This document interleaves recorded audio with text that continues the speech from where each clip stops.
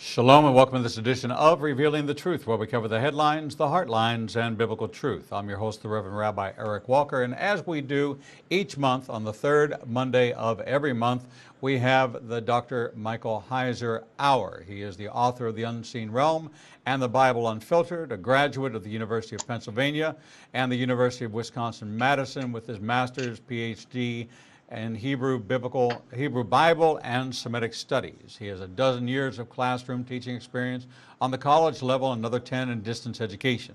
He's currently a scholar in residence at Logos Bible Software, a company that produces ancient text databases and other digital resources for study of the ancient world and biblical studies. The website listing all the books and more information is http://drmsh.com. Dr. Michael Heiser, welcome back to Revealing the Truth. Yes, my ethereal presence. Your ethereal presence with this new camera that you're using, as when they say fade to black, it actually does so. So it's. Let me take this opportunity to tell your listeners to avoid chroma key and chroma cam. How's that? There you go. There you go. I think they see the chroma cam logo, so that'll be a fair warning. Yeah.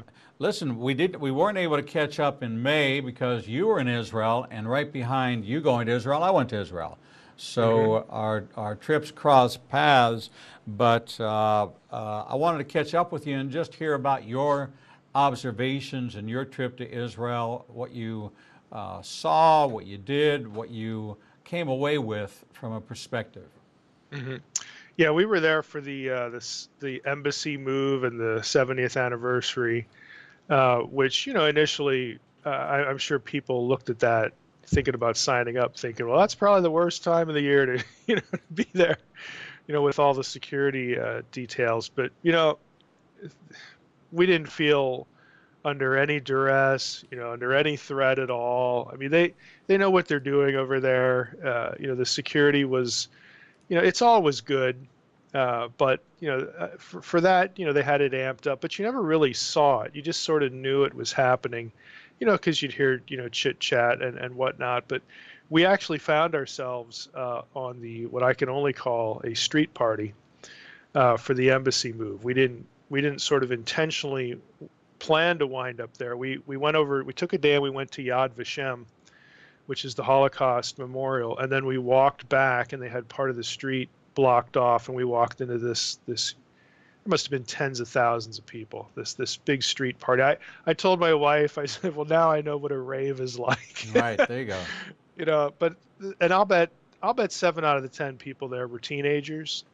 It was actually pretty neat. It was a lot of fun. Of course, we saw a lot of ancient biblical sites, which you're always going to do when you go over there. But it was just, I was glad we went over that time, just to see all that. And they loved Americans. At one point we got a little lost, and we wound up at a place that was blocked off to get to a certain location. It was myself and I don't know, 8 or 9 other people. And I said to the guard, I said, hey, can we go this way? Can you tell us which way to go? He looked at me and he said, are you an American? And I said, yep. He goes, go right ahead. It's like, who cares? And you saw the Trump signs everywhere. They just out of gratitude for the whole embassy thing. It was a great environment for Americans. I'm sure you felt the same thing. Yeah, we did. I actually had shirts made that said Alabama in Hebrew, and we took a group picture underneath the seal of the embassy, as Alabama was the first state to vote for recognition of Israel in 1948. It was just kind of representing the state of Alabama there, and it was extraordinary, the love and appreciation for Donald Trump, the love and appreciation for Americans, and really the amount of times Israeli Muslims said to me, I love you, brother, was exceedingly more than the prior 15 trips that I made. Maybe because I've known these same people for so long, and they're now maturing and understanding the great freedoms that they enjoy. As Muslims, who are Israelis. And I don't think people understand that there are Arab Muslims, there's Arab Christians, there are Israeli Jews, there are a multitude of different ethnicities, Ethiopians, Russian, from all over the world, who are Israeli citizens. They live underneath the state of Israel. And you and I don't see the conflict. We walk through the Muslim quarter of the old city. Your hotel workers, your bell captain, your restaurant workers, the housekeeping, they may be of a Muslim background. There's no animus whatsoever. They blame it on the politicians and say if it wasn't for the politicians, we could live together and be happy. Our kids hold hands and go to school together. And you'll find an Ethiopian offspring, a Muslim offspring, and a Jewish child seeing none of that. They just walk the streets. It's a lot like it is over here where you have, I mean, just pick your minority community, whether it's, the homosexual community or, some kind of political cause. The average person who might be something or believe in something, they're going to live and let live. They have coworkers, they've got friends and whatnot, but it's the activist community that stirs everything up. Because if they don't stir it up, they don't have a reason for existing. All right. They're not going to get the money that they can live off of rather than go out and get a real job. So it's the activist community in all of these sort of areas that just really foments and stirs up people, to act the way they do it. But, thankfully, even that's still a minority within the minority. But that's what you see, So if you're used to, again, pick the group, pick the cause over here, you're used to seeing that kind of thing over here, it works the same way over there. The LGBT gathering, the gay pride gathering, 270,000 in Tel Aviv, and you say in Israel they're supposed to be so holy. In Israel it's supposed to be the holy land. Let me assure you that there are many unholy places, and the altars of today, it's like the golden earrings of today become tomorrow's golden calf. It's no different. Nothing's really changed. The differences are subtle. As we talked with Zev, and I take a group of about 48 every year to Israel. I only take one bus. I'm not I could take multiple buses. I'm just not a multiple bus person. Don't do it. Don't like it. Don't want to. Yeah, I learned that this time too. So I'm with you. Yeah, one bus, one guide, personal relationship with the same guide for year in and year out. It's been with me and for a long time. He's like my brother, Jewish believer, and a Jewish believer takes you on, and a Jewish tour leader take you on a different view of Israel than the quote-unquote Christian tours. But simple things like we don't put faces on coins. Israeli currency has nobody's face on it.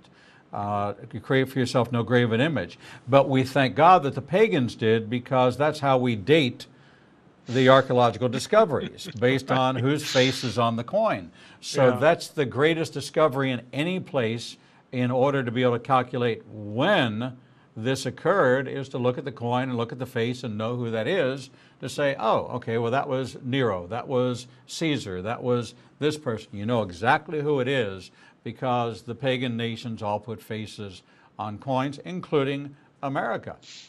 We may be Judeo-Christian, but we don't comply with the Judeo. I was really struck by that you mentioned the oh, this is supposed to be the Holy Land, and a lot of the people, I guess it's fair to say most of the people aren't believers in Jesus as the Messiah. Right. So you're treated really well. They love Americans. We had the same experience. Random people just coming up to you, just thanking you for coming to their country, especially during that week. Not buying into the propaganda and all this kind of stuff. So they were very grateful across the board. No issues, whether they were Druze or Muslim or Jewish or just across the board. It was nice. But I was struck on the other side. And when we got to hear Zev, I got to meet Zev Parrot the one evening, and his testimony sort of echoed, what I felt here. I had been there 32 years ago. And you go, as a teenager, you're doing the standard tourist stuff. You don't really stop to think about what it is you're seeing. But this time, I was really struck by it felt odd, but it's not really odd. But the mix of just a wonderful atmosphere among the Jewish community, but simultaneously the enslavement of the system. Mm-hmm. A merit-based approach to salvation is what I'm trying to say. And like with Shabbat, it's different for us because, we're over here and we're not there.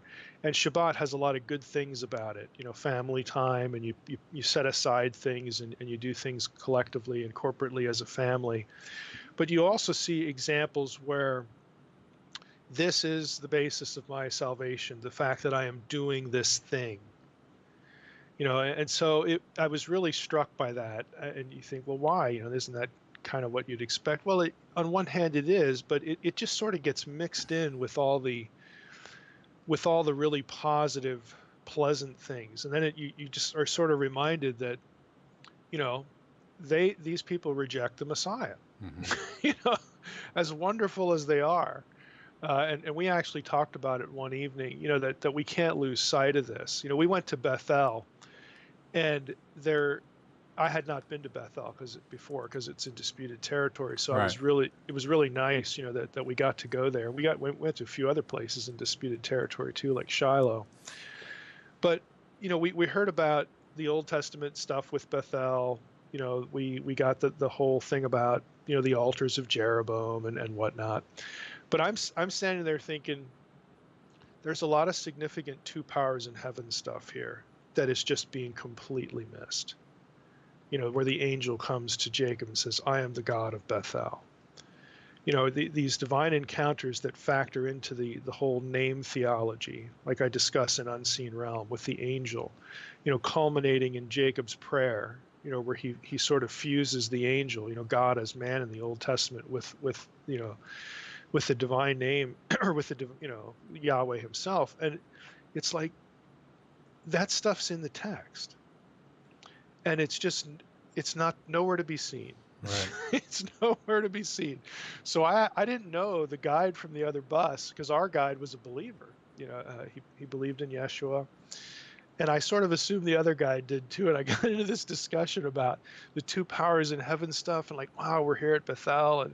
And he looked at me like I had two heads, man. He had no idea what was going on. And so it was great to get into that discussion that your rabbis used to teach this. Yes. And here's why. And I could tell it was like, it wasn't a deer in the headlights look, but it was like, wow, I never really thought of that before. And these guides are good guides. I mean, they're seasoned. They know the culture really well. They know, all the archaeological stuff, but somehow this kind of thing escapes them. And I think they're a little bit startled when they run into something that they hadn't seen before. So we had really good conversations like that. But again, I was really struck by,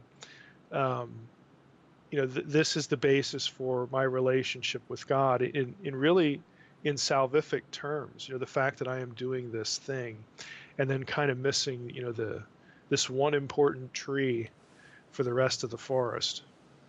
When you read Revelation 2, I've always considered that to be a message to my people. I've seen your great works, and you saw great works. You saw the community that Montefiore built outside the city with the red roof, where the windmill was. I was a candy striper at Montefiore Hospital in Pittsburgh, Pennsylvania. His name is great throughout the world as someone who Dutch settler in what would be known as the City of David, this community outside of the walls. Why would anybody want to live outside of the walls of Jerusalem? It doesn't make any sense at that time. And yet every settlement throughout the land has red roofs as a testimony. When you go into a divided community in Samaria, Judea and Samaria, and you find a Jewish settlement, they have red roofs, and if they don't have red roofs, then they're Arabs, either Arab Christians or Arab Muslims. It doesn't matter. It's just the roof color is red. So this is a testimony where we seem to edify and glorify individuals for their contribution, and we name things after them. The bronze plaque is and your name inscribed somewhere in a building with your name on it. And Revelation 2, I've seen your great works. But this I have against you. Look at the heights from which you've fallen. You've forsaken your first love, the Holy Spirit, the one who breathed life into you, the one that Yeshua said would come to be a permanent resident indwelling in you as the Comforter, because I'm going to intercede for you, but I'm going to send. I wonder about the 10 days between the 40th day and his final ascension and the 50th day of the giving of the Spirit. What must have been going through the minds in that 10-day window when he's gone? He's no longer visible. He's disappeared and says, I'm going to send you, and you're waiting. I know, and you know, that it's Shavuot. We know it's 50 days from the Exodus. We know that they were already preparing for Pentecost. The first Pentecost is tied to the giving of the law. The last is given the Spirit. One was written on tablets of stone, one's written on our hearts. 3,000 died, 3,000 are saved. So we see the perfect parallels between the dates, and why the selection of that date, because there'd be so many in Jerusalem, and they were there for Passover. They weren't coming back until Shavuot, the second of the 3 appointed feasts. So the timing was very perfect for Jewish evangelism, because the city wasn't, the visitors weren't there. They had gone back home after Passover, ready to return for Shavuot, for Pentecost.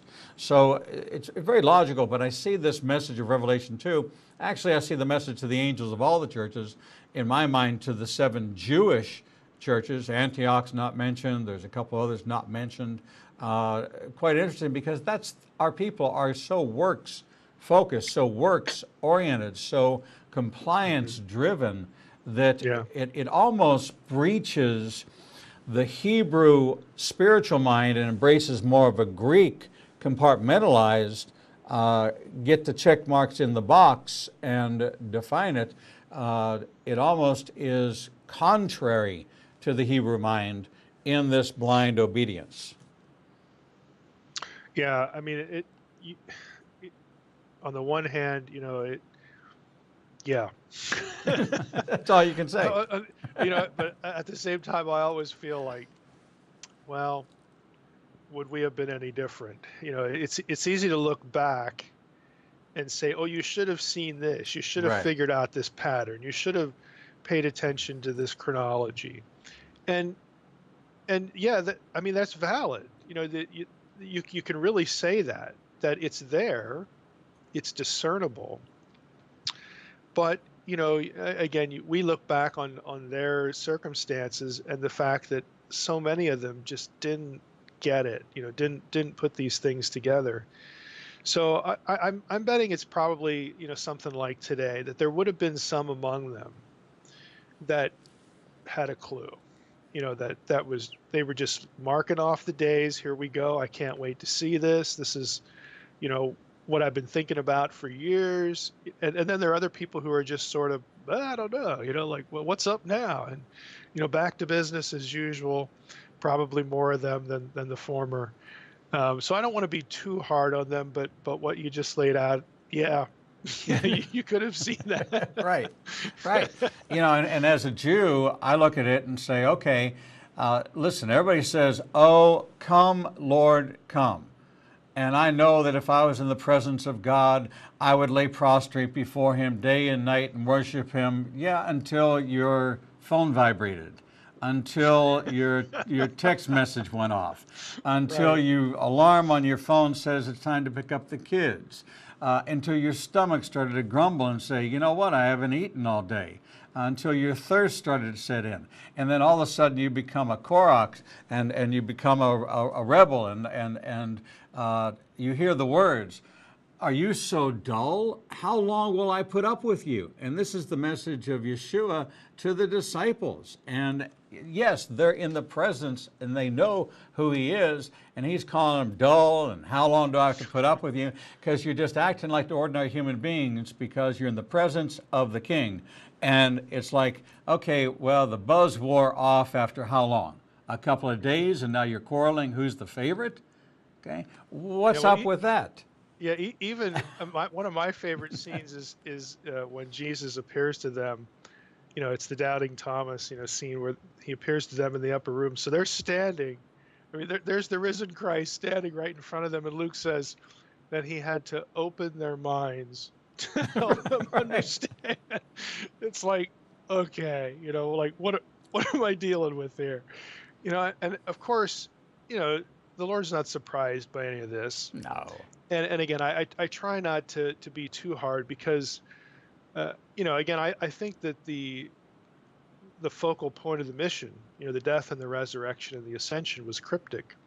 So they weren't supposed to get it. It would be really hard, again, because of the whole spiritual warfare component to this. Had the rulers of this world figured it out, they never would have crucified him, So in one sense, they're not supposed to see it, but yet he's standing right there. So I'm a little less charitable at that point. But that's what it says. That's what the text says. He had to open their minds to help them understand. Of course, and that's the Spirit's role. When he is going to leave, he's going to ascend, and the Spirit's going to come. So the Spirit still has to play that role. And thankfully, we live in a day and age where we can produce content, either video or books or whatever, to help do that the Spirit can use that if someone takes the time to actually study, and listen and read. So, we're not completely out of that boat. So we can't be overly critical, but here we go again. Yep. There he is. And, right. How why do you need the footnotes at this point? Yeah. I understand. We're talking with Dr. Michael Heiser, author of The Bible Unfiltered, Approaching Scripture on Its Own Terms, and The Unseen Realm, one of my favorite all-time books recovering the supernatural worldview of the Bible. We're going to take a short break, and when we come back, we're going to talk about where we left off in April that I have not been able to let go of, which is this arithmetic calendar of the Essenes from Qumran that I just want to dig into because it grips me, because I came out of the Hillel School of Study, which is the new calendar that puts us at 5778. And I just don't get it. And I don't believe that we're in 50. I think we're in the 59s, and I think we're coming upon what I consider to be Y6K, and I want to talk to you more about it when we return from this short break. We'll be right back.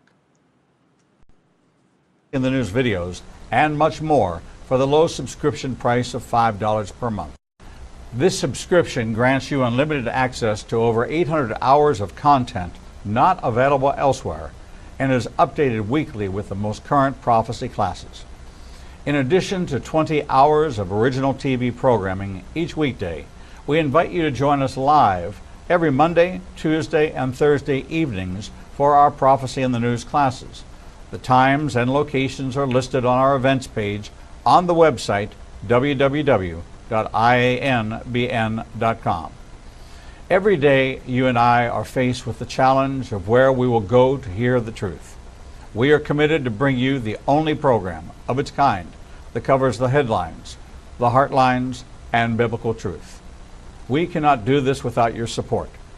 Since we launched on January 5th, 2017, we have aired over 300 individual teachings, interviews, and commentaries not available anywhere else. We are now working side by side with almost every major Christian publishing house to bring you the most in-depth feature interviews possible. Our one-hour features address every subject that affects the believer's life. We are hearing of salvations from the Middle East, Africa, and all across the United States. Lives are being changed every day, and we have only just begun. Our mission is to become your trusted resource and grant you access to the people, tools, and information you need to grow in your relationship with the Lord. You can help us by liking us on social media and through your financial support. We know you have many choices in who you support, but we are prayerfully asking you to consider helping us keep revealing the truth, true to our calling, to cover the headlines, the heartlines, and biblical truth like no other program available. Donate today and help us bring the message to the four corners of the earth. Visit www.ianbn.com and donate, buy a book, or subscribe to our teaching archives. Without you, we do not exist. Back. Shalom and welcome back to this edition of Revealing the Truth, where we cover the headlines, the heartlines, and biblical truth. I'm your host, the Reverend Rabbi Eric Walker, and we're talking with Dr. Michael Heiser, author of The Unseen Realm and the Bible Unfiltered. Dr. Michael Heiser, welcome back to Revealing the Truth. Thank you. So I would be remiss in our catching up, and it's kind of a reunion. I'm just delighted that you are part of this program. You bless me every time we talk. It's like two lost souls found each other and have plugged in at both an academic and spiritual. And that balance of the academic and spiritual excites me because I got to read 3 books a day in order to be a talk show host. So I'm filled with every kind of approach to things, and there's only some I resonate with. I interview them all equally, but there's only some I personally, from a theological perspective, really embrace. And you're one of them. Carl Gallup's take on prophecy is another one. Derek Gilbert is another one. And not always in agreement, looking at the same thing, UFOs and aliens and Nephilim and all these other things from two crazy stuff, two different lenses, but yet still coming to the same conclusion of the sovereignty of God. So as long as we're there, I'm great. When we were talking in April, you kind of dropped a little, a small nuclear warhead on me into my life of trying to figure out the calendar. And just as a background, I grew up under the Hillel calendar, which sets today's date as 5778. It was an arbitrarily rabbinically changed calendar approximately in the 2nd or 3rd century. We don't know exactly when. One man authored. It was not based on a tribunal or a group of rabbis. It wasn't the Sanhedrin. It wasn't the Pharisees. It wasn't the teachers. It wasn't any organized. It was Rabbi Hillel who comes up with a new calendar, dating the calendar back to the 6th day of creation, the day of man, and he almost irrevocably alters a couple of timelines. One is the timeline of the book of Daniel. And as I began to examine this, I began to find that there was somewhere in the neighborhood of possibly the possibility of a 200-year window, which was shifting things so that Jesus didn't come when Jesus came. There were a couple of other subtle implications I didn't get as a Jewish kid. I didn't get as a Jewish man for 44 years. It wasn't until I embraced the New Covenant, the New Testament. It wasn't until I began maybe 5 or 10 years into my walk where I could even comprehend some of the deeper pursuits of my life. Now it's 22 years later, and it's the world I live in because, like you, there's no better place. Why wouldn't we live in the supernatural? And why wouldn't we embrace these supernatural concepts? That's what the Bible is. It's divinely imparted by an invisible God that created everything. And if that's not supernatural, then nothing else is. So we start right there.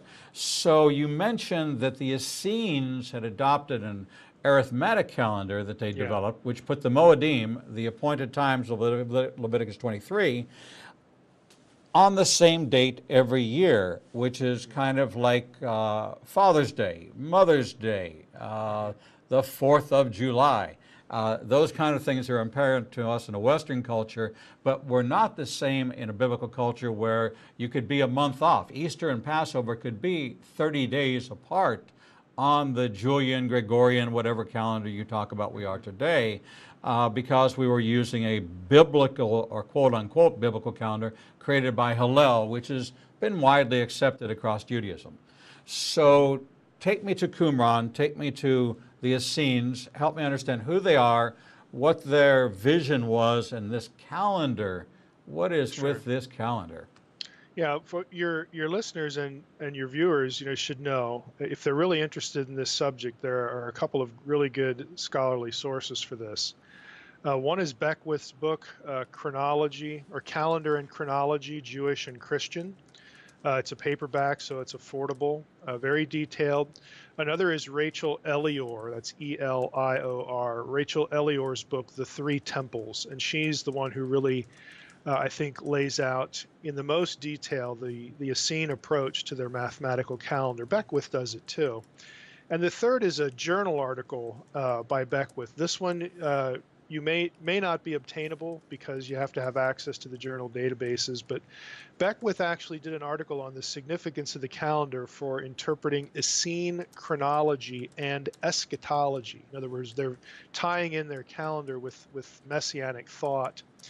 And we have to realize up front kind of what guided them. They're guided by the Merkavah, Merkavah,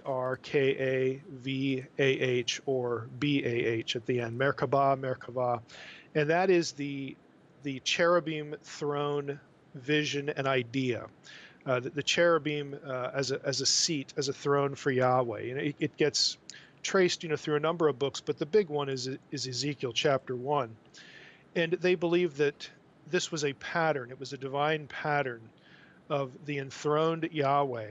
And in the Ezekiel vision, they were struck by the fact that there are 4 faces on the cherubim. And I've commented before that, and this is something they would have known, but it escapes us, that the 4 faces are the 4 cardinal points of the Babylonian zodiac. We know why it's Babylonian because it's Ezekiel. That's where he's at. He's in Babylon. So they noticed this and they looked at it and thought, well, this reflects the mind of God. God is in control of time. He is in control of the cycles of the heavens. And so what they did in response was they developed a mathematical calendar that they knew was perfect.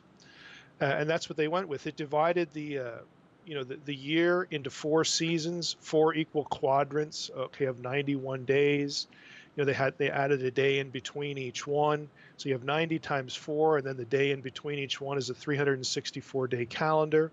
That meant we had 52 Sabbaths, the annual seasons were what they are. You had this sort of 7-fold order with the Sabbaths. You had the quadrants, the 4, neat divisions.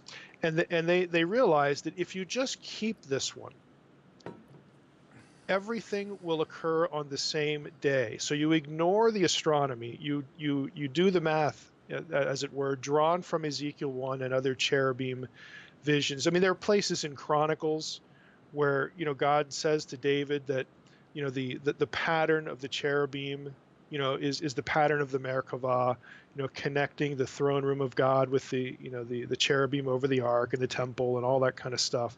So the Essenes took this really seriously.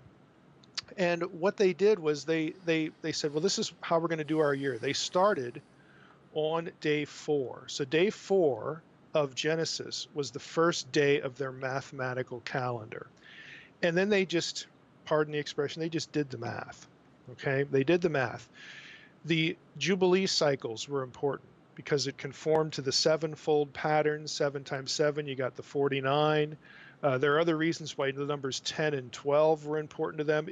It's all this sort of mathematical matrix that never contradicts itself. It never implodes on itself. It never needs tinkering. It's always consistent. So its perfection was what attracted them to adopting this calendar. And what they did in terms of eschatology was it was important, the sort of the close of the 100th 49-year Jubilee cycle was significant to them. They considered that sort of the fulfillment of Daniel 9:24 to 27, where you have, the 7th and last, year week, which they defined as one of these, cycles, these 490-year cycles, and they believed that one would be the 100th. So you've got 4,900 years. If you go, from the first day to the 4,900th year, And that is going to work out, and it's going to create a window based upon whether you have your Jubilee at the 49th or the 50th year, and when the year closes and starts, that 1 day difference. But it created a window that we, scholars today, can look at and say, okay, that means they were expecting a messianic arrival, a messianic event sometime in our calendar between 10 BC and 2 AD, somewhere in there. So that's a pretty narrow window. Mm-hmm. And again, if you stick with their method, their approach to this, that is when the Messiah is born. Now, I prefer the September 11th, 3 BC date for a lot of other reasons. And, one of them is connected to the beginning of Jesus' ministry in the year of Jubilee and all that kind of stuff.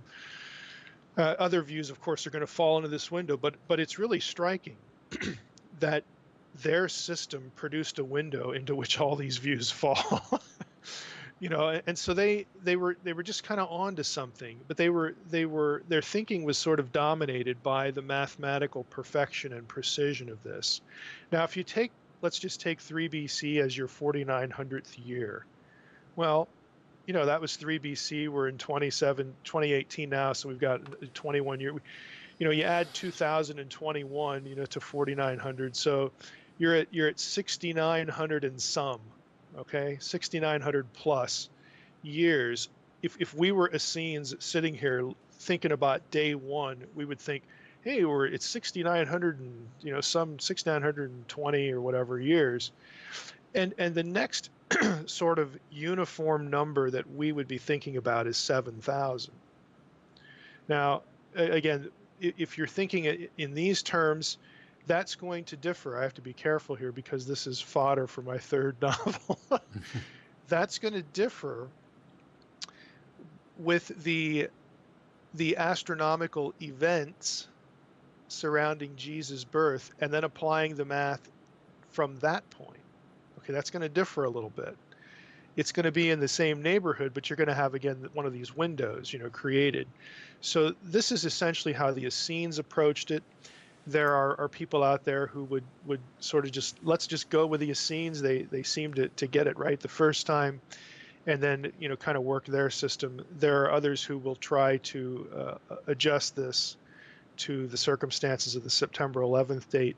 I mean, my own view is I don't think Scripture requires us or demands of us that we should be predicting the time of the second coming. I just find it interesting. My line is, Jesus' answer when the disciples asked, when are you going to come back? What is the time of your coming? I don't think his answer would have been any different if he had astronomy software. Okay, he still would have said, hey, the day and hour is up to the Father. Now, you can get year windows, he refers to the day and hour, but you can do that with astronomy. So again, I'm being a little flippant when I tell that to people, that look, Jesus didn't need astronomy software to give a better answer. That's still the answer. He doesn't know. He defers to the Father's will there. But it is kind of interesting that you have these systems that coincide, or at least can conform with, what the Essenes were thinking, and then the actual astronomical date.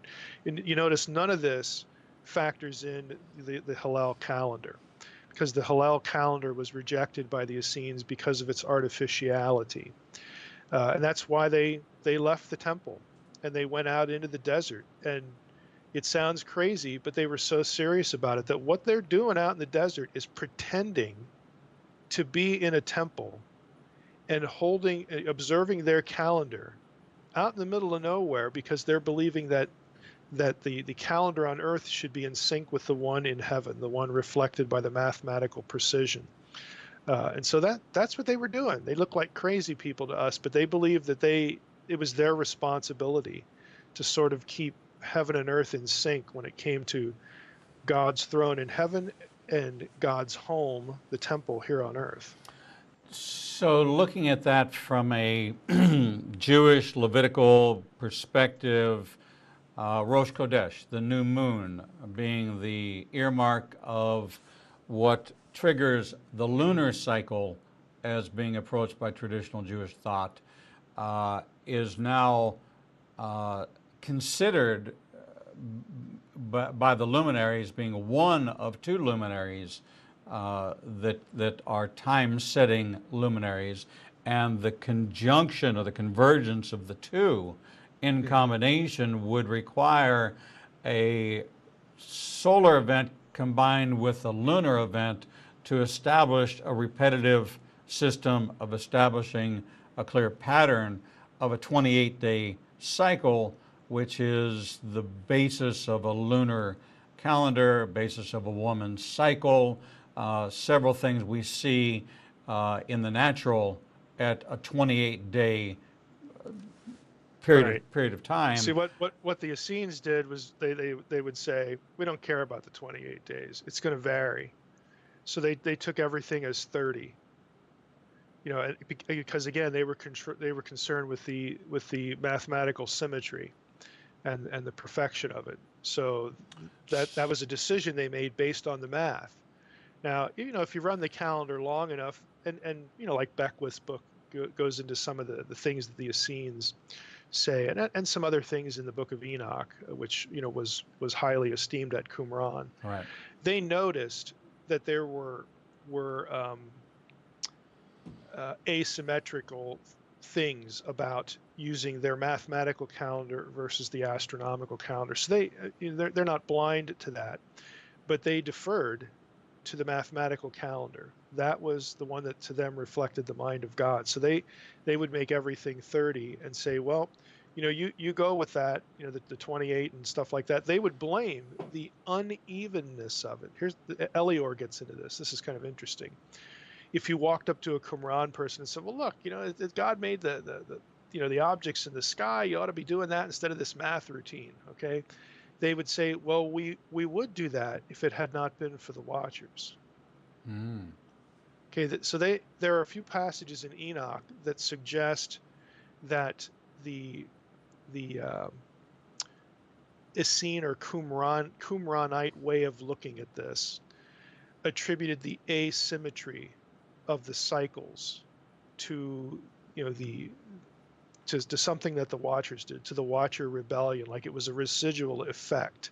You have the stars in the sky falling, the wandering stars idea, which is, you know, is language you get in Jude as well. This is the way they looked at that. When this happened, it created a burp, you know, it created it introduced imperfections into the heavens themselves, so that, yeah, you could go track that and it's not syncing up with the math here, but the original calendar, this was the math right here.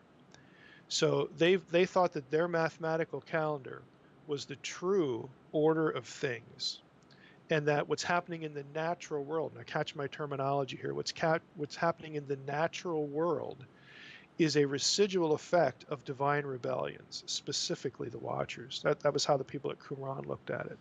So when we look at Genesis 6, 1-4, the Nephilim, I am definitely in your camp as to being the fallen angels and not the Sethites. I find no foundation whatsoever. You're much more direct by calling it complete nonsense. But mea culpa. But nevertheless, a wonderful group of people who postulate that. Yes. Answers in Genesis folks are wonderful people doing great work. And in this particular area, as in all of our discussions, it's not about right or wrong. It's about evidence to support various positions, and I'm of that position. Now, we know that Satan has the ability to go masquerade as an angel of light and still has access until we read where Michael finally ejects him. He no longer has access to the throne of God. So he does pass through the atmosphere. He does pass through outer space, and he does pass into the heavenly realm of the throne of God. Did the angels that fell with him, that aren't held in captivity, do they have the same ability to traverse along with their leader? Yeah, see, I have a bit of a different view of this, and I'm not quite sure who I'm different with, but it's bound to be somebody. Okay. Um, you know, I look at the original rebel, Satan, is cast down when he rebels. So he no longer is in God's employ. He becomes Lord of the dead. He introduces death into creation. Humanity, of course, goes along with him and all that stuff. And then we have a second rebellion, which is Genesis 6. And then we have a third rebellion that is an outgrowth of what happens at Babel. So we've got three sets of rebels. Now, the middle one, Genesis 6, all the traditions have them imprisoned in the abyss until the time of the end. There's, some phrase like that, which I believe the release there is Revelation 9, when they're released from the abyss. But that means that the demons of the Gospels are not the quote unquote fallen angels of Genesis 6 because they're imprisoned. Again, Enochic tradition, Dead Sea Scroll tradition has the demons of the Gospels being their origin is they're the disembodied spirits of the Nephilim. All of the traditions agree with this. Now they become sort of in Second Temple literature linked to the original rebel because of their association with death. They are part of the realm of the dead now because they're disembodied spirits, and also because of passages in Ezekiel, like Ezekiel 32, where Isaiah 14, where you have the Rephaim, who are in spirit form, in the abyss, right there in the realm of the dead. So there's biblical precedent for this idea. Now, all of that is to say, when you get into what Jesus is doing in the Gospels, you have the famous scene where Jesus sends out the 70 again to his sort of sign act that I'm going to reclaim the nations as well. I'm not just here for Israel. That's connected with Jesus saying, "I saw Satan fall like lightning from heaven," and I take that, and I'm not alone here. A lot of scholars do. I take that as a reference not to his being cast, out of God's employ, because I think that happened when he rebelled originally. I take that as the end of his prosecutorial function. In other words, all who are members of the kingdom of God, this being has no claim over you anymore, because the sign acts coincide with the inauguration of the kingdom, not the consummation of the kingdom, which will be later, but they coincide with the inauguration of the kingdom. So basically, your hold over humanity in a life and death, eternal life situation is over, because I'm here now, and what I'm going to start, you will not be able to stop. That sort of thing. I take the reference in Revelation 12 to that same event, because I view Revelation 12 because of the citation of the messianic prophecy about ruling the nations with the rod of iron and stuff like that, and the birth of the child. I connect all that to the first advent, the first coming, the inauguration of the kingdom once more. So you take all of those circumstances, the beings that we would say assist Satan now are these disembodied entities from the abyss. So I don't see them as going to visit God or anything like that. But we have to realize that all of this talk about heaven and God's throne and the abyss and whatnot, this is the spirit world. It does not have literal latitude and longitude. You can't measure it. It doesn't even have spatiality. But biblical writers, because they're people, they're embodied human beings that God picks to produce scripture. Like us, we have to use language of place and distance and spatiality, because we don't know how to describe anything that doesn't have that, because we're embodied. We're locked in, to this body. But we can still use that terminology to talk about there is this place in the spiritual world, in the afterlife, whatever word you want to put on it. There is a place where God is, and you want to be in his presence forever. And there's a place where God ain't, in the sense of estrangement from God. And this is the dark part. We can still use this language to convey the idea of who's on whose side, right, and that there's a war, going on. So I don't view what's going on now in sense of travel from this realm to somewhere, in outer space. I do view it as travel, which is, again, is another spatial word that we have to use within the spirit realm, that there's conflict and there are zones, if you will. There are neighborhoods.